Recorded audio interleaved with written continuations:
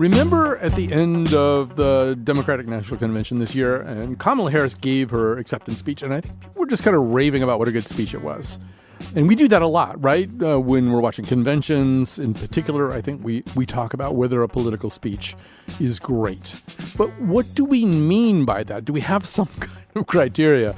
Is it the style of oratory? Is it the imagery and rhetoric that is used? Is it the way the speech fits the moment? And what's going on behind the scenes? Who's writing those speeches? How do they come together and become what they are? We're going to look at the whole idea of a political speech, whether it matters, how much it can help or hurt. And we're going to tell you lots of stories about political speeches right after this.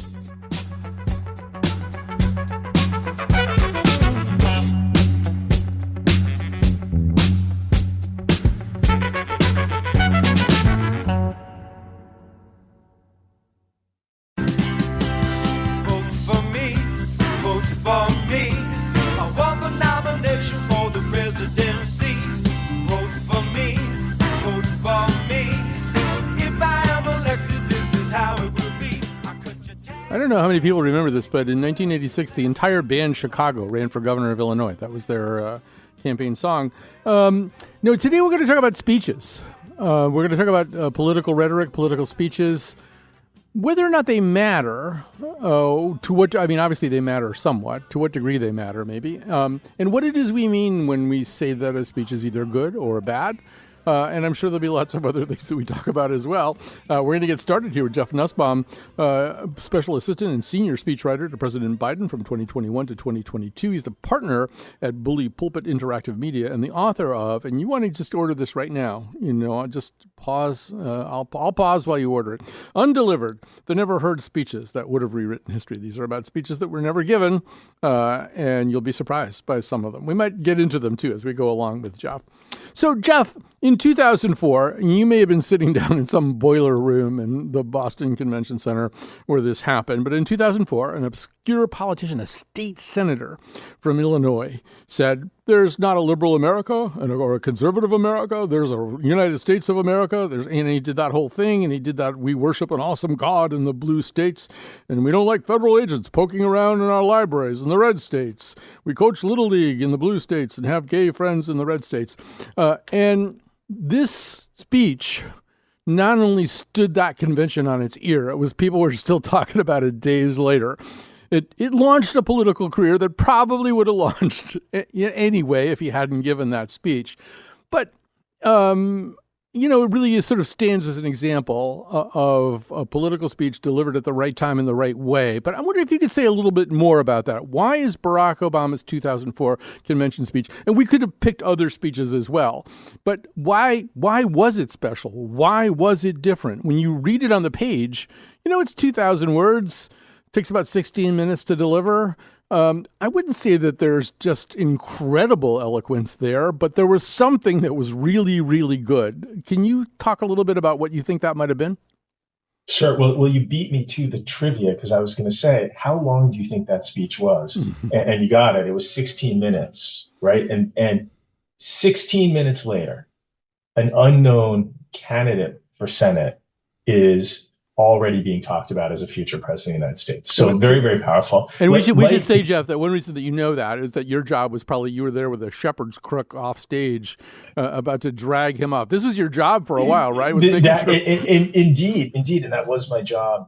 One of them at the 2004 Democratic Convention, which was in Boston, which was helping oversee speechwriting. And I had not seen each night, the night before we would print out old school, all the speeches that were the next day, and we'd kind of line them up and read them back to back to make sure that no one contradicted each other, right? At these multi-speaker events, you want there to be a thematic through line. There are lots of examples of one of the Republican conventions where Mitt Romney's wife, talked about the importance of being loved. And then Chris Christie got up right after her and talked about the importance of being respected more than loved. And they sort of canceled each other out. So we're looking at all of them.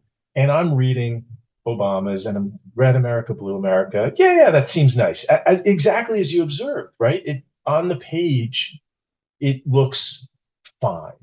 And then, but in these events, there's a rehearsal room, and people came out of the rehearsal room, which was then State Senator Obama, using a teleprompter, if legend is correct, for the first time, and said, "This is going to be pretty electric.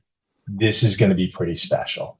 So what you might want to go out on the floor and see this." And indeed, there was an electricity. So this is I'm doing my worst speechwritery thing, which is taking too long to make a simple point, but a long way around to answer your question is what makes a speech moving? What makes it special? It's that particular alchemy of the words and the moment and the speaker and the audience. And even that sounds obvious, but that convention in 2004, it was lacking a little bit of electricity.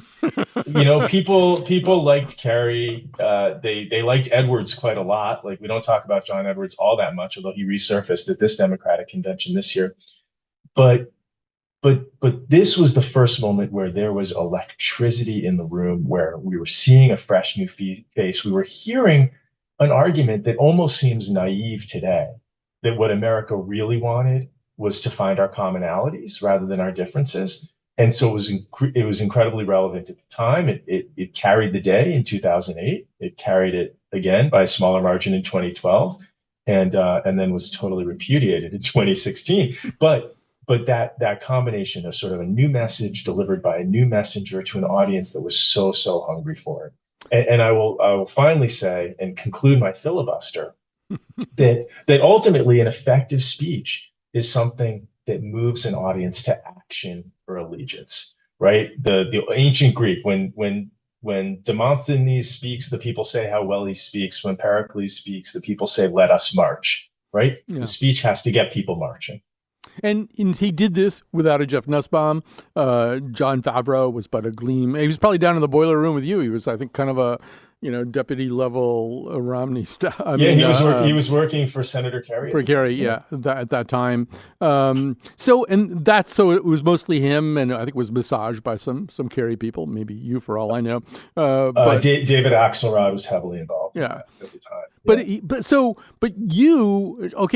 that's also a little unusual. And maybe go from there to talking about the role of the speechwriter. I'm guessing it's not a consistent one. Peggy Noonan writing for Ronald Reagan, maybe is a little different from Jon Favreau writing for Barack Obama, or you writing for Biden. Maybe say a little bit about how you understand that relationship. It's a great question, because the relationship has really evolved. There were people who became famous in the Kennedy White House for really being policy advisors first and poets second. The Dick Goodwins and the Ted Sorensen, the Ted Sorensens of the world. But what they had was they became a thought partner and alter ego to the person they were writing for. They were really, really close to them. They knew their mind. I had a boss in the United States Senate who I worked very well with, who said, "This is a rip and read." In other words, I trust you enough to rip it out of your hand on the way to the Senate floor, and I can read it and it'll feel like me. So that was the initial model. And then the model evolved. President Nixon, who had some amazingly talented writers working for him. I mean, this is William Safire, who became the famous New York Times columnist. And Pat Buchanan also, I think, was writing. Pat Buchanan, an incredible writer. Whether you agree with his policies or not, incredible writers. But they didn't really interact with Nixon. Ray Price was another who I write about in my book. They were kind of exiled across the street. They didn't live and work in the West Wing. They were in the what's now called the Eisenhower Building, because Nixon really modeled his communications department on Madison Avenue ad agencies. Mm-hmm. So they were talented writers, but they didn't really know the president's mind the way previous writers had. And Favreau kind of brought back that connection, that alter ego, that thought partner. But it's vacillated back and forth. So to answer your question, how do I see the role? I see the role as not as treating the people I write for, the president, as an empty vessel that I'm going to fill with all my beautiful words. I see myself as a way to help them be their best selves, help them best explain what they are doing in a way that connects with the audience. And I counter that with George W. Bush, who has some wonderful writers, a couple who I count as friends. But I felt like it felt like they were following the empty vessel model, which is let's give this guy some beautiful words and see if he can deliver them. Right. No, that's a really great example because Michael Gerson, the late Michael Gerson, I believe, wrote the soft bigotry of low expectations, which I think is an amazing coinage. You know, it's just like a wish I'd written it thing. It doesn't really sound and never did sound like something W would say. And that speaks to what you were saying before, which is the other thing it's got to be is, I mean, I think Reagan, because of his skills, could probably take about just about anything and make it sing. But if you're writing for a lot of politicians, it's got to sound like something they would say as opposed to something written for them. Yeah, if you look at who overperforms politically, especially now, it's not the most polished. It's the most quote unquote authentic. So whether that's Bernie Sanders kind of on the left or Donald Trump on the right, if these are even correct characterizations of their positions now, they don't sound perfect. They sound like them. And so that's one of the things that I often talk about when I write for someone, which is you need to best say the thing that you uniquely can say. I used to work for James Carville, a famous political consultant, and when a politician or elected official started saying something that sounded like anyone could say it, he would sort of pound his fist on the table and say, "Blue suit, red tie, here to lie." In other words, if you sound like everyone else, you don't sound honest. And so I've always seen my role as helping these people be their best selves, drawing out of them by interviewing them and asking questions. What are the stories that are uniquely yours? What's your unique point of entry into this issue so that what you share about it can resonate with your audience? So let's grab another Carvillism. He sometimes says that he thinks politicians ought to stop speaking Hebrew and start speaking Yiddish, by which he means speak the language of the street, speak the language of every day. And I think that's there in the Obama speech. I think it's there in a lot of really good speeches. The minute it sounds like policy, the minute it sounds like crafted rhetoric, I think you start losing people. Somehow or other, this has to be in the rhythm and kind of the brain feel of the average person. Well, first of all, I hadn't heard the Hebrew Yiddish one, but I do remember him telling an Israeli politician that his race was going to come down to the Jewish vote. So that was probably the other Barack.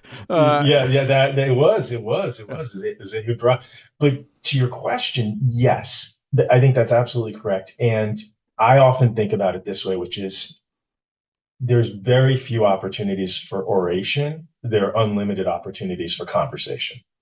And some orations work, but it's why when people try to do Obama in rooms that aren't Obama-esque or when they're not Obama-esque, that it falls so flat because it worked for him. It worked for his cadence. It worked for his style. It also worked given the fact that he was drawing massive, massive audiences.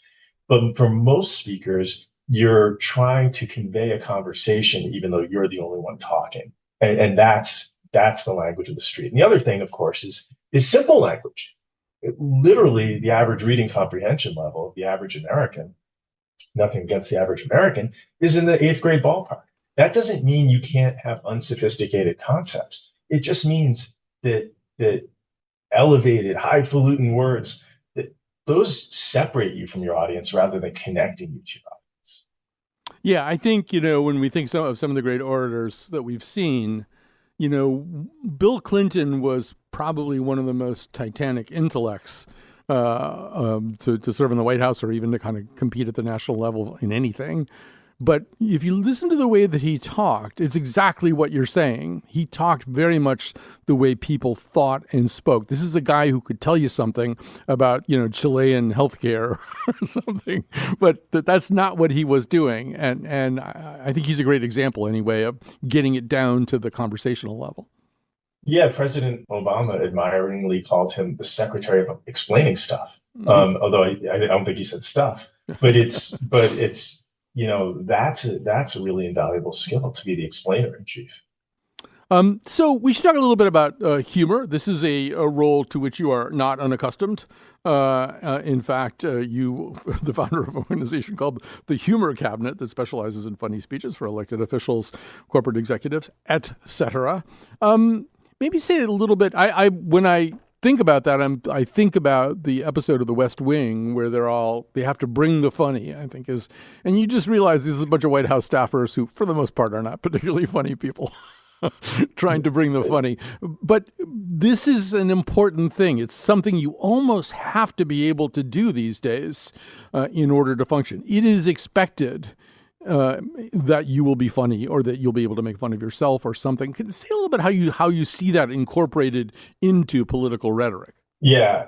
And this was I mean, though my family comes from the upstate New York Borscht Belt hotel tradition, I didn't realize that this was something I would end up doing, except that when I was a junior staffer for Al Gore, he would sort of bellow, "Assemble my humor cabinet," which is why this thing is called the humor cabinet. That's when he wasn't calling you the scribes, right? Didn't he say, "Bring in the exactly. Send in my scribes"? Yes, you're right. He would bellow "scribe" down the hall when he wanted the speechwriter. When he wanted funny, he would say, "Assemble the humor cabinet." And I just found it a constructive outlet for the political road rage, which is to sort of see the absurdity. But humor is, as you say, a powerful tool, and I would argue an underutilized, although necessary one. I will also caveat this all by saying there's nothing less funny than hearing someone talk about humor, but it's a really powerful tool to do what I just talked about, which is to connect speakers to audiences. One of the things, right, if you go all the way back to Aristotle, logos, pathos, ethos. Ethos isn't ethics. It actually means characterization. Yeah, is this person to whom I'm listening a trustworthy, likable? Is this someone I want to empower to have some influence over my life? And the way you do that is through connection. And humor is a powerful tool for doing lots of things, for diffusing a scandal by making light of it. But ultimately it's a tool for connection by saying you and I see the world the same way, and we see the absurdities of the world the same way. And I used to say the only acceptable form of humor for a powerful person is self-deprecating humor, because by taking yourself down a notch, you are bringing yourself as a powerful elected official closer to your audience. And by doing that, you increase the chances of connection. The way it's changed recently, and this is largely a Trump effect, is that he's more of a Rickles. He's an insult comedian. We can actually help you. We can help you out with that one. So I'm going to actually play you two clips in sequence. One of them is Don Rickles from the album Hello, Dummy. And then the other one is Donald Trump at a rally in North Carolina when he's running against Clinton. This is amazing because we didn't even talk about the fact that we're going to talk about this. Yeah, we didn't plan this, clearly, but you and I are in the same way. Greater mediocre minds thinking alike. Exactly. Here we go. This is, of course, A2, Mr. McNichol.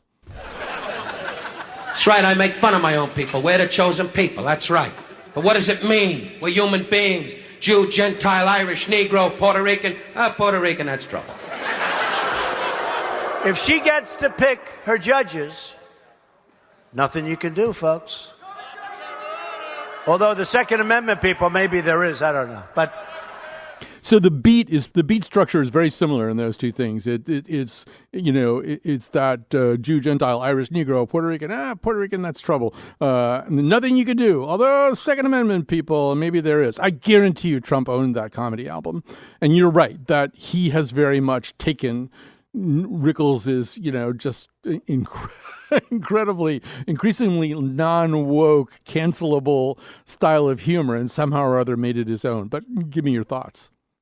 Well, violent agreement that he's chosen the only type of comedy that I think works with his sensibility, which is a comedy that lashes out at others. In fact, Donald Trump has only, to my knowledge, told one self-deprecating joke in his entire life. It was at the Al Smith dinner in 2016.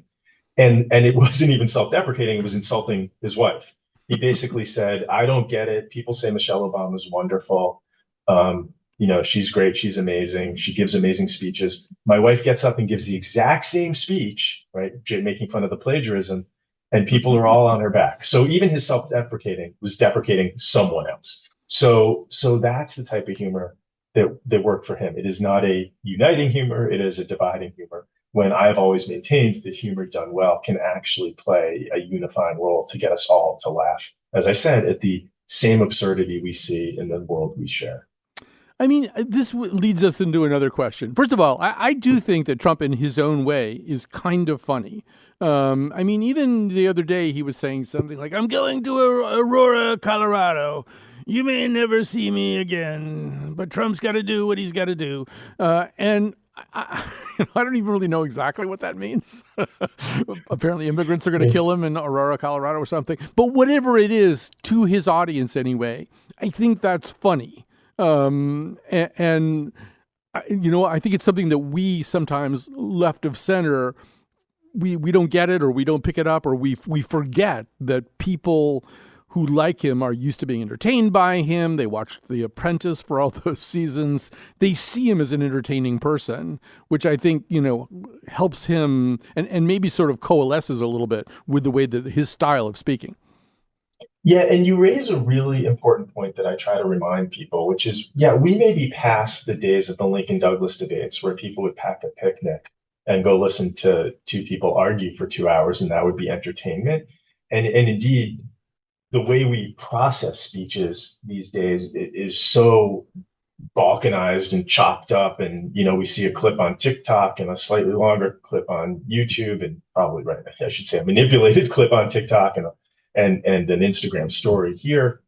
But ultimately, even though we consume these in part, they should be constructed in a whole, and they should be entertaining. Right? You don't really get the license to educate someone until you've successfully gotten them engaged, and you engage them by entertaining. And we forget that quite frequently. So a little bit later in the show, Jeff, we're going to be talking very specifically about stump speeches, but this is something that you've thought long and hard about. You even, for I think 538, wrote kind of a generic, your name in this space, stump speech. These are the speeches that a lot of people hear. They're given over and over again. They're given at big rallies. You know, thousands of people are sitting there hearing that speech in one city, and they'll hear basically the same speech. Another, you know, X thousand people will hear that same speech again the next day in a different city. Can you say a little bit about what you think makes those tick, what makes them either work or not work? Yeah, and I would say sometimes they work because of their repetition. Trump fans go to a Trump rally to hear the Trump Greatest Hits album. And I think a stump speech does a good job when there are set pieces in it that people are excited to hear because they are doing the political version of a sing-along.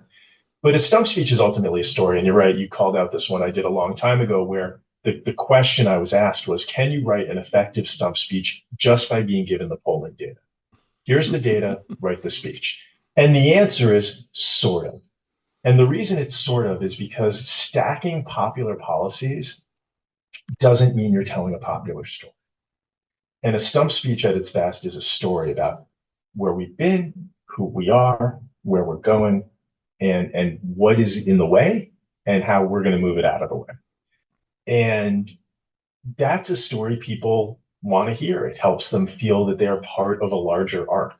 And so stump speeches can do a very good job. And when I've been on campaigns, if you're doing the same speech over and over again, you would often strategically change one paragraph, and that would be your news of the day. And you would flag that for the reporters and say, here's the thing that you should cover today, because it's the one different thing you're going to hear from what you've heard every day prior to this. Jeff Nussbaum is a special assistant and senior speechwriter to President Biden from 2021 to 22, partner at Bully Pulpit Interactive Media, and the author of Undelivered, the never-heard speeches that would have rewritten history. Thanks very much for your time. So fun to be with you. Pick up a pen, start writing. I want to talk about what I have learned, the hard-won wisdom I have earned. As far as the people are concerned, you have to serve. You could continue to serve. One last time, the people will hear from me. One last time.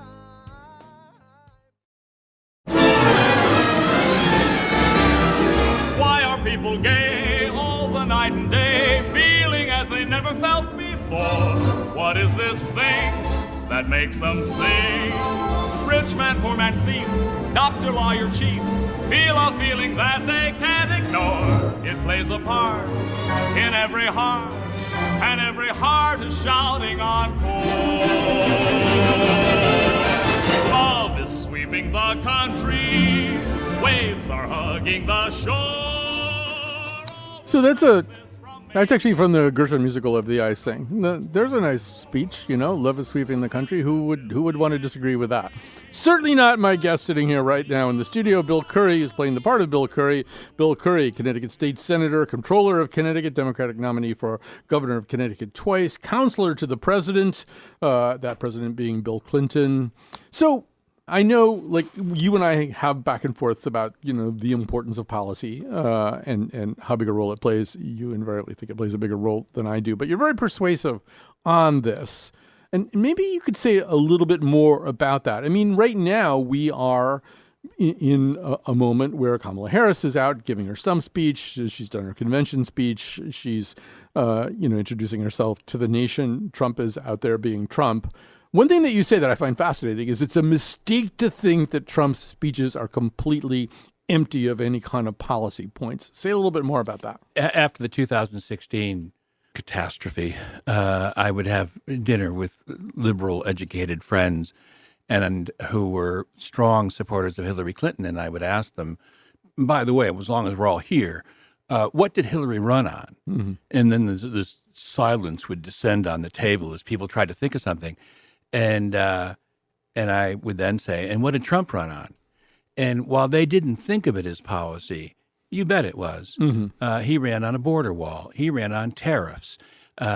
He ran on just 2 or 3 items. He ran on drain the swamp. And then at the end, his personal closest strategist, Steve Bannon, stole the personal data of 50 million Facebook users, perused through it for some time and concluded that what people cared about most and responded to most was public corruption. You could have told him that. And yes, he I've been saying that. He wouldn't use Cambridge Analytica at all. Yeah. It's no accident that in the 2 most historic elections of our lives, Donald Trump and Barack Obama, the closing speech, the peroration of the closing stump speech was about public corruption. So both David Axelrod and Steve Bannon were telling their clients, this really matters. This is how you close. And in both cases, it worked. And so we look at that. However, when we listen to Trump, and by the way, we all know it's a fascist thing that inevitably, if you've read the stories of fascist regimes, they all run on draining the swamp, and then as soon as they get into office, they make the swamp swampier because that's who they are, and that's what Trump did. He never meant a word of it, and then in fact turned it into a war on liberal bureaucrats. But those ads and speeches could have been written by Bernie Sanders or me, and so it worked. It just, especially on my side, on the Democratic side, for a long time. We've believed in message, finding the perfect meme or theme or slogan. And what I wish my side got is that policy precedes message. First, you have to figure out what you believe and then how to tell people about it.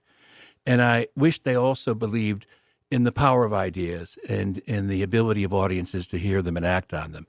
And there's no question right now, the number of Trump voters who support Trump but dislike him. 1/4, right? Yeah, 20%, 25%. It's in that range. A couple of different surveys.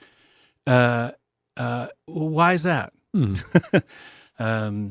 Anyway, because he's saying something. Because it's policy. Yeah. And on the other hand, because we have such media pollster consultant crafted messages on our side, we've lost interest in explaining things. We've lost our belief in the power of policy. And when you get up, especially at a time when people are so fearful and feeling so much stress in their lives, and so in the middle class so in need of help, when you get up and you don't tell them exactly what you have in mind or how you're going to pay for it, they begin to think you're just another politician that's not interested in them. Talking about policy is almost the only thing that really conveys character anymore. It's sort of the icing on the cake. People feel, and I said this to Clinton when I was writing speeches with Clinton, that one of the greatest things about his policy-laden speeches, which people loved, was that his audience felt respected. Mm-hmm. He stopped and he laid out each idea, told you how he thought it would help you and how he thought it would work.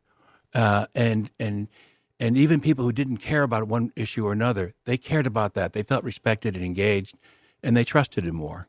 I have to say, and we talked to Nussbaum about this too. I mean, I have my issues with Bill Clinton kind of retroactively or something. But I don't think you're alone in that. Yeah, I don't think I've ever seen anybody give a better speech, and I've seen him give a lot of different kind of speeches.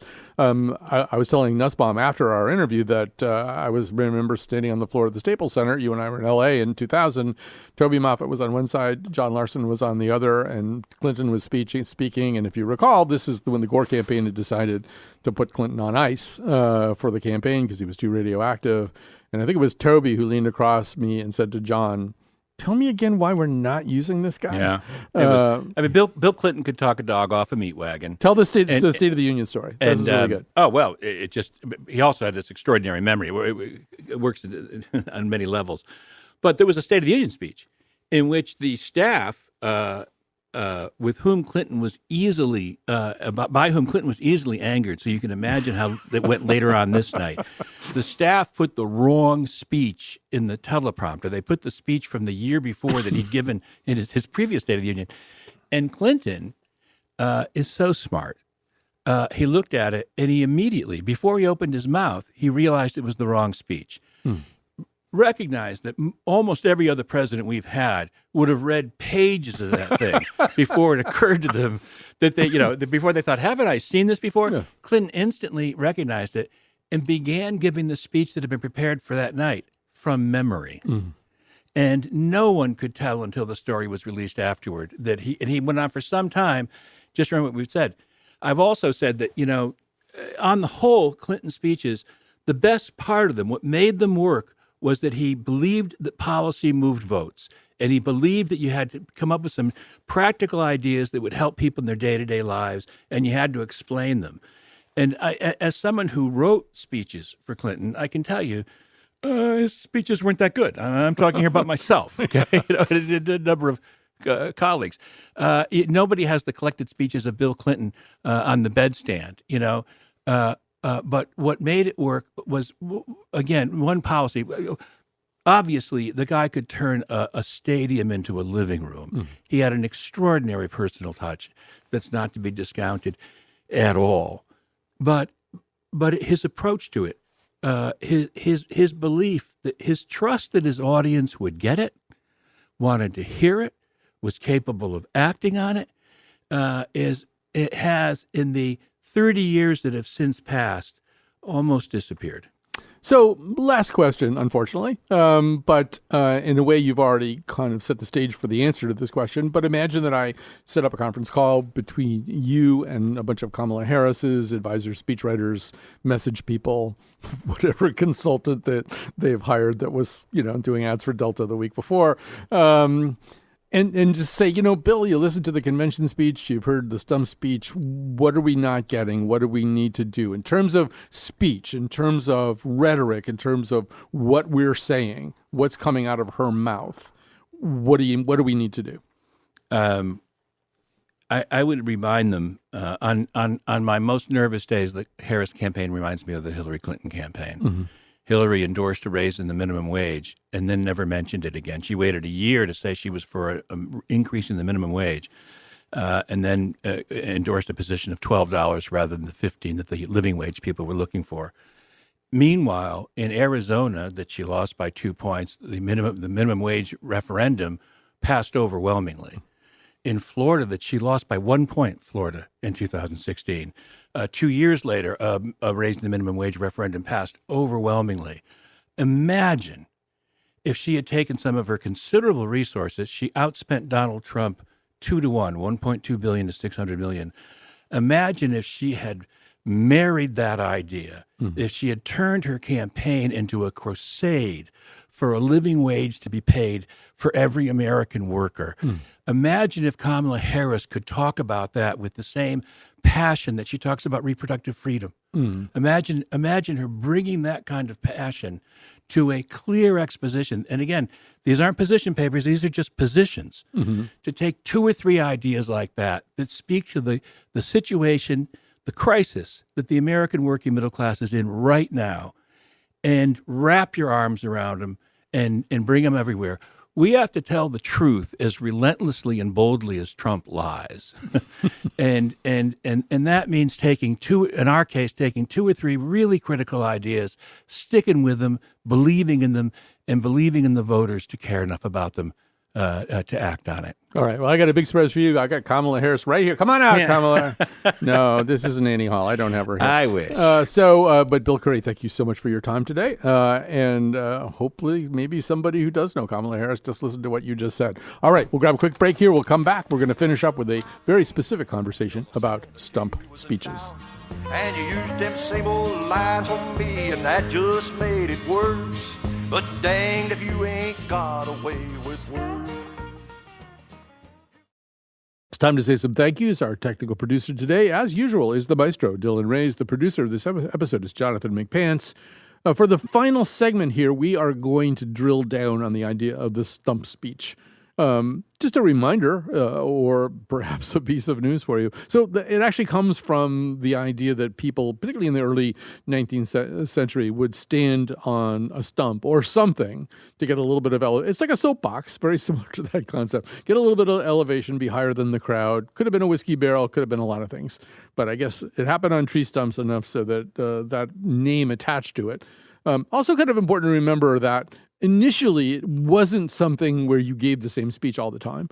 For example, Davy Crockett ran successfully for the House of Representatives from Tennessee, and he was kind of famously a very folksy, extemporaneous kind of speech. I doubt he ever gave the same speech twice. But the whole idea of the stump speech these days, at least for certain people, although not for one person, as you're about to find out, is that you could just close your eyes and give it in your sleep, and you don't have to think about it because you've done it for so long. You've done it so many times. It's like a motor skill. Joining us now is somebody who really has been looking at this very carefully. That would be Linda Q, a New York Times reporter, specializes in fact-checking statements made by politicians and public figures, including in stump speeches. So first of all, welcome to our show. Thanks so much, Colin. Good to be with you. And you, sometimes in collaboration with other New York Times colleagues, have been looking pretty carefully at what's going on in stump speeches. We should also say that stump speeches in this campaign in particular seem to be given an awful lot at really large venues. I mean, these are speeches that have to work, I guess, in front of 7,000 people or however many. Whereas, for example, Harry Truman in 1948, he was on a train called the Presidential Special. They do the proverbial whistle stop, and it would be like 356 speeches in 35 days, about 10 speeches a day over 31,000 miles. And that way you reach 15 million people, because in 1948 there wasn't a better way. But it's bigger audiences here. So, Linda, tell us a little bit more. You actually found some differences between the Kamala Harris and Donald Trump approach to the stump speech. So let's talk about some of those differences. Sure. Yeah. So I worked with a colleague who specializes in AI, so applying some new technology to, as you said, an age-old campaign maneuver, right? And we found that basically Harris really sticks to her stump speech. She has a remarkably high level of similarity from speech to speech, no matter her location. So on average, her speeches were 84% similar compared to Trump, who's very improvisational. His were only 74% similar. And now that might not seem like, too much of a difference, but the real difference is in they have the same sort of sentiment, Trump speeches, but he'll sort of improvise on the same themes, right? He'll say like, she doesn't like fracking, or you know what, she's not a non-fracker, versus Harris, she'll repeat the same statement almost verbatim from speech to speech. Yeah, let's give you kind of a sense of Harris. This is being done in the most attacking manner possible. I'm saying that because it appeared on August 9th on Fox and Friends, but they use a kind of montage to make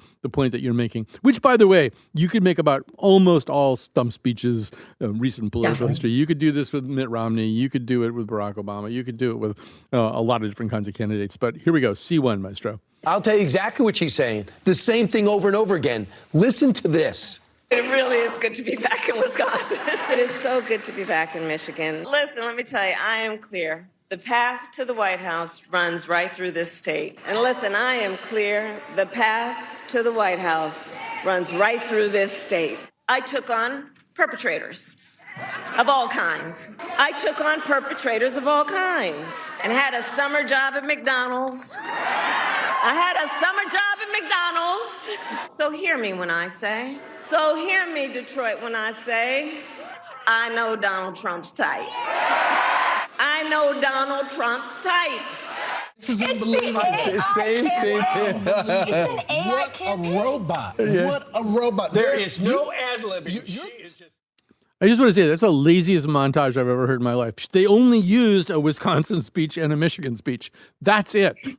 They didn't sample from anything else. They could have gotten more dramatic results had they done it. But I mean, you know, Linda, in the world of the stump speech, as we were suggesting going into this is not considered a crime. This is considered a good practice. I mean, you have a stump speech that you don't deviate much from for a variety of reasons, right?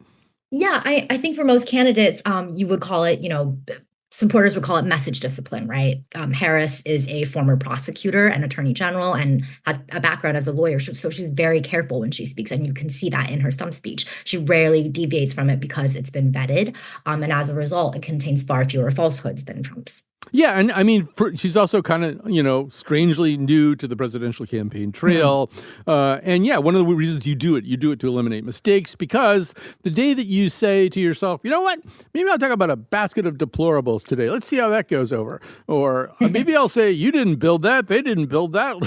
I wonder if people will get that particular metaphor. I mean, you're just asking for trouble. These things, they've been probably vetted, maybe focus grouped, stuff like that. You know that they contain some things that will be safe and probably are not going to lead you into trouble. But, as you looked at Trump, it wasn't, as you suggested, it wasn't that he never gives the same speech twice. That's far from the truth. So what is the actual difference? You kind of alluded to it already, but say more about it. Right. So he sort of will do different riffs on the same take. So he'll just sort of like play around with his wording or sort of tell a long story instead of going straight to the point, rather than repeating the same phrases like Harris and a lot of other politicians will do. He is very comfortable off his heels. And, I think Trump rallies are sort of an event in and of themselves. They're so core to his persona that they're so long. The average Harris speech is 20, 30 minutes. The average Trump speech is over an hour. Sometimes it's 3 times as long as a Harris speech. So he has a lot of digressions and a lot of different ways of making the same statement, sometimes by inflating them, right? Like he'll take one statistic and in 3 different rallies, there'll be 3 different statistics. Yeah, I mean, she's playing Bach.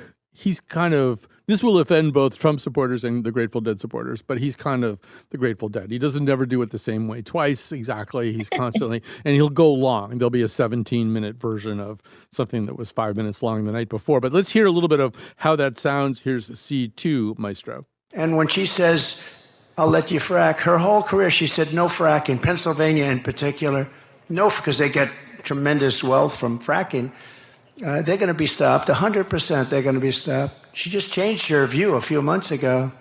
But she was a non-fracker, no fracking under any circumstance. She's like 100 times saying, I will not frack. Look at her debates. There will be no fracking, will be no. Then a few months ago, she said, we'd love to frack. And your state's going to be ruined anyway. She's totally anti-fracking. She's been anti-fracking and anti-drilling, anti-oil and gas from practically the day she was born. All of a sudden, a couple of months ago, she said, I'd love to have fracking. Now, on day one, I will tell the frackers and energy workers of Pennsylvania to drill, baby, drill. This montage, which is much better than the other montage, was put together by Linda and her New York Times colleagues. And yeah, so you can see what's happening there. And I think Trump's supporters, the ones who don't walk out early, they kind of dig that he is sort of just improvising a little bit or just doing kind of little jazz riffs. Although, as you and your colleagues have noted, one risk of that is that if you're imprecise about how you say something, you're probably going to get less and less precise about how you say it day after day after day, week after week after week. And he doesn't seem very worried about that. So the moment at which Kamala Harris's position on fracking might have changed and the way that it might have changed are not particularly accurately portrayed in anything that we just heard. But say more about that. That's totally true. He sort of takes an outdated position from Harris. In 2019, she supported a fracking ban, but in 2020, when she was chosen as Joe Biden's running mate, she sort of reversed course and said, you know what, the Biden administration, we're not going to ban fracking. And she's kept that. They have allowed oil and gas drilling, including fracking, under the 4 years of the Biden administration. And that's her position today. So it's really, like, at this point, a 6-year-old position. But, Pennsylvania is such an important state for both of them that Trump continues to hit at her outdated position by making it seem like she's lying or that she still holds it. Right. And I mean, in a way, I think he sort of created a new standard, a not very good standard, for accuracy in political speech. Not that political speech was meticulously or scrupulously accurate in the past, but he just says whatever. And this is something that you noticed in the way that he described the crime rate in Venezuela, which, first of all, isn't necessarily going down. His claim, just to remind people, and it came up during the debate, his claim is that all the criminals in Venezuela have been exported to America, so our crime rate's going up, which is also not true, and that their crime rate is going down. But then he just appears to kind of just make up percentages when he talks about Venezuela's downgoing crime rate. Go ahead. It's sort of like a snowball effect. It gets bigger every single time he repeats it. In March, he said that was, Venezuela's crime had declined by 66%. And a month later, he had said that was 67%. And by July, it's 72%. And he seems to have stuck with the 72% figure. I think he thinks that's like a nice figure. So he's really stuck there. And there's no evidence for that at all. Venezuela did not release comprehensive crime information. And independent organizations have reported a falling murder rate, but not necessarily a falling crime, like overall crime rate. And that also happened during the Trump administration. So it's just a totally baseless claim. And so one of the things that I noticed at the debate, which is not a stump speech, obviously, but I think it's kind of spilled over into Harris's stump speeches, is that she's realized, I think, this is my theory anyway, that in this climate where you're facing an adversary who will just make up a number on the spot, or make up an idea on the spot, or say something is going up when it's going down, those kinds of things, that in that environment, trying to create a contrast in which you are scrupulously accurate about everything you say in a way that's unchallengeable and unquestionable is not a winning strategy, which is why during the debate, and I think during the stump speeches, she'll say stuff like, 2020, Project 2025, that's his blueprint. That's his plan. That's what he's going to do. Or, he's going to get rid of the Affordable Care Act. Those things kind of might be true, but they're probably not true in quite as ironclad a way as she's putting them. Yeah, she sort of talks in these broad strokes. She'll say, look at his Project 2025 agenda, and just not really delve into details and invite viewers and readers and listeners to, Google that themselves. And as a result, we've seen polling for Project 2025 go really, really low. People don't like it. And she sort of has capitalized on that. Project 2025 is not a proposal by Trump's campaign or Trump himself, although it does share a lot of overlaps in both policy and personnel with the Trump campaign. And similarly, his Affordable Care Act position is really vague, and she talks about it very vaguely. He's never said, this campaign cycle at least, that he will terminate the Affordable Care Act, but he said that he'll replace it with something better, as he said in the debate, or he has the outlines of a plan, or whatever the phrase was. The concepts of a plan. That's right. That's going to be in Bartlett's familiar quotations. We might as well get it, get it down right now. Concepts of a plan. I guess my last question is, you had to watch a lot of these speeches. I don't know how much of you could just sort of feed into the AI and say, you know what, I'm not going to listen to it. But I assume I've covered some campaigns, but not like every day listening to the stump speech over and over again. Did you feel like you personally were going crazy listening to these two people say the same thing again and again? I started mouthing the words sort of like you would do with like an artist's favorite song. Yeah, it's like Taylor Swift concerts or something, At minimum, you should be able to mount the words. Listen, thank you so much for your time, Linda Q, New York Times reporter specializing in fact-checking statements made by politicians and public figures. I want to thank everybody who listened today, too. Thanks for joining. You talk about people, you can make me scream. You just talk.